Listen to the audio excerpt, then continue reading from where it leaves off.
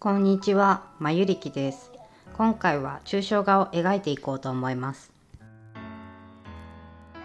今回の作品を描く工程は簡単に説明すると、土台であるベースに色を塗り、その上から思い思いに飛沫やラインなどをつけていきます。今回のポイントは3つあります。1つ目が色の重なり、2つ目が絵の具の濃さ、そして最後に3つ目が道具選びになります。順番に説明していくと、1つ目の色の重なりについて、今回何層にも重なった色の厚みこそがこの作品の要ではないかなと思っています。均一に塗り重ねていくのではなく、飛沫などによって偶然のように重なって生まれた色の層がただ単純には終わらずに、この作品の奥深さを作り出している印象を受けます。ただこの層を作るためには絵の具の乾き具合も関係してくるので、今回は制作時間よりも絵の具を乾かす時間が必要だったため、2日間に分けて行いました。今回の制作場所が屋外で、1日目は曇り空で風が強かったこともあり、撮影も最初は遠目でとなり見づらくなってしまったこと申し訳なく思います。2日目は風もなく快晴だったので、真上から撮影することができました。話を戻して2つ目のポイントは絵の具の濃さにあります。濃度と言っても良いかもしれません。今回の作品はしぶきや水滴のような事象自体が一つの絵の要素となります。そのしぶきなどを表現するためには絵の具の濃度がとても重要になってきます。アクリル絵の具を水で薄めると色が薄い作品になり、インパクトが薄くなると感じたので、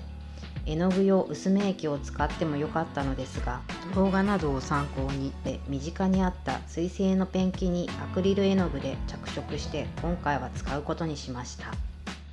ペンキ自体にも粘度があるので、気持ち少しだけ水を足して筆などを持ち上げて、ペンキが筆に乗らずトロトロと落ちるくらいに調整しました。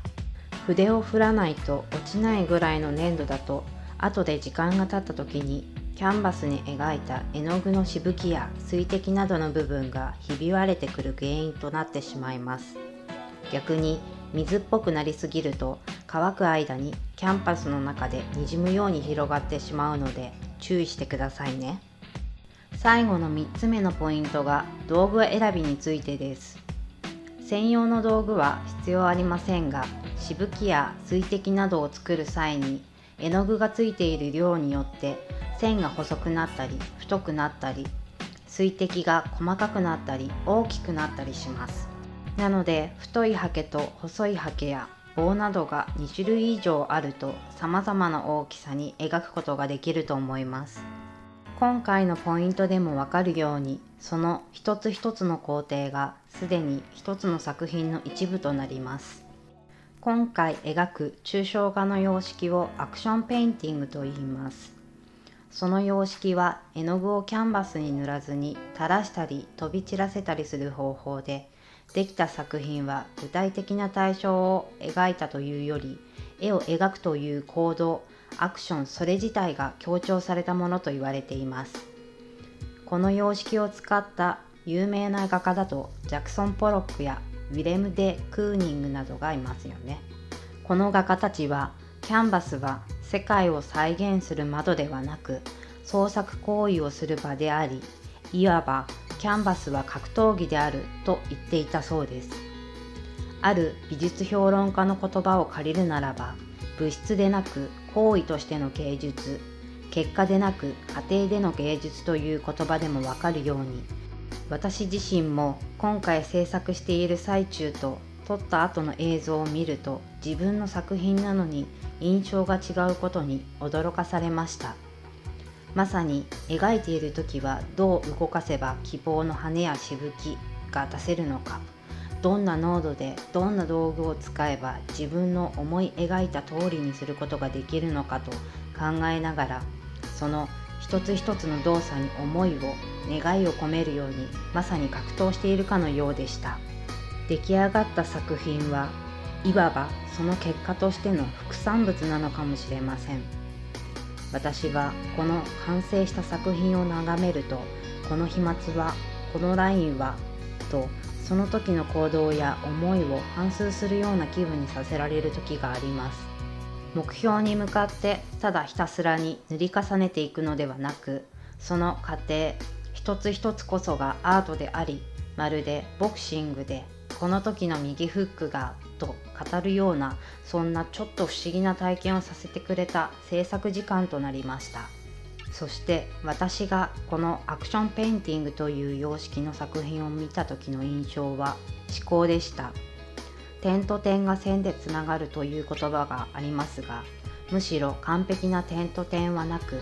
こうして少しずついびつに広がりながら交わりながら、点と点のようなものがいつの間にか一つの道筋として線が生まれていく感じだと思いました。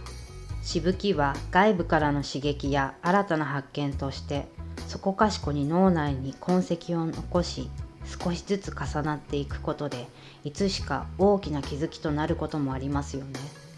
そのスパイスとも呼べる発見や気づきは様々な思いや感情を含むこともあり、その点をいろいろな色を使って表現してみました。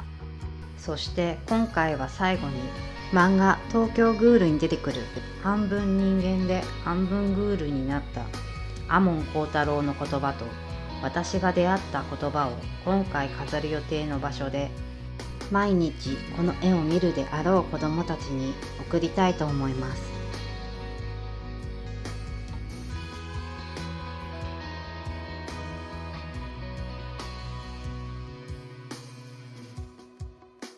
ご視聴ありがとうございました。